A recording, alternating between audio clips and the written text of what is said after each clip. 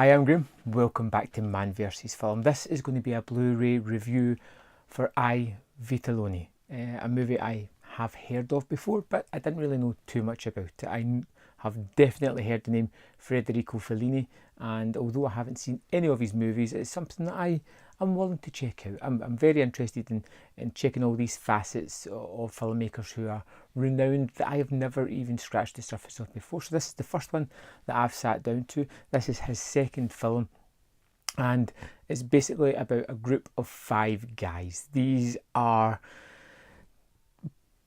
man-child type of things that are moving into their 30s, but they have no direction. They're too old to be kids, but they don't have any responsibilities. Their main aim is still living at home with their parents, still drinking, womanizing, doing the things that should be put away at a certain age and move on. And they're coming to terms with being that age, having no sort of direction in this provincial coastal town in which they live. It's a small town in Italy, and they just kind of have a routine of what they're doing. And we basically follow the 5 characters, and we have all sort of various facets of these characters, and some we follow more than others. We have one who is a bit of a ladies' man and has gotten his friend's sister pregnant.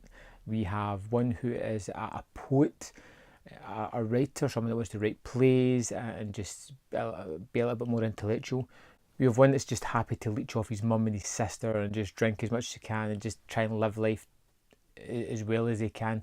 And then we have a more sort of stoic, sombre one that just quietly just takes everything in from the outskirt. And then we have the brother of one of the characters who is just kind of there peripherally around the edges. And this is one of those movies that I put on, didn't know a thing about, stuck it on, and just suddenly get sucked into this world of these 5 guys. This is a kind of a movie that I would have seen very much at home in the 90s, as in it deals with people who are getting to that generation where they don't know what to do next. They have all these options, they don't pick any of them, and they just end up wasting their time having grander conversations rather than dealing with things.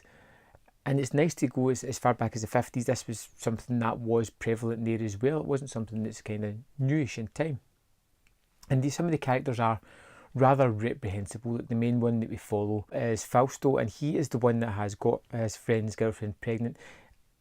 And for a lead character, he's really one of the most antagonistic that I've discovered, because I really didn't like this character. I just felt that every decision he was doing, you just wanted to reach in and give him a good shake and say, "Come on, really?"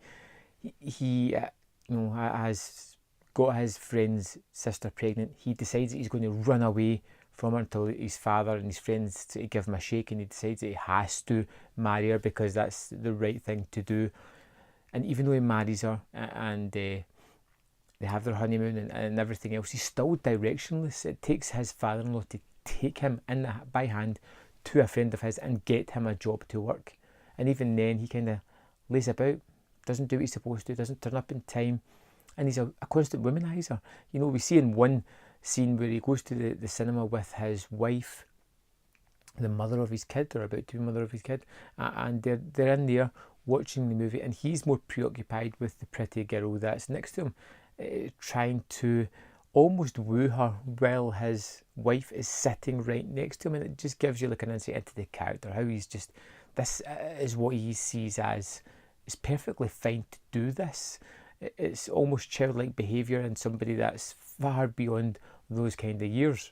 And you really do get the idea of this group of friends in this small town just struggling to define what their lives are going to be. And it doesn't feel like a grandiose story, and it doesn't have to be, because it's a more personable tale about these 5 guys and the life choices that they had. And I could identify with certain ones of them throughout certain stages of my life, and I found the movie really interesting. It really sort of captivated me and really sort of drew me into the people's lives. And even though a lot of the time I felt as though what they were doing was just intrinsically wrong, I knew people that had done those kind of choices, and it spoke to me. It was one of these movies that I really enjoyed. It really grew on me, certainly from the filmmaking standpoint as well. Just certain ways that the guys are staged, whether it be outside a cafe, they'll be layered towards the camera in really cool positions that feels natural, but just looks really interesting to look at. They go by the beach on a pier, and again, they're all kind of layered closer to the camera and further away. And it's just really nice, and the way the camera moves in certain moments as well was just really, really fantastic. And it's something I wasn't expecting in the movie, but it's something that I really started to notice and really started to like when it had these little flourishes throughout it. The movie's really funny as well. It has all these comedical moments as the guys just make mistakes, and it's funny in that kind of way. I thought the film was excellent, and if you're a fan of cinema, you may have already seen this, but if not, it's something that you want to pick up. It's got a new HD remaster from Cult Films themselves.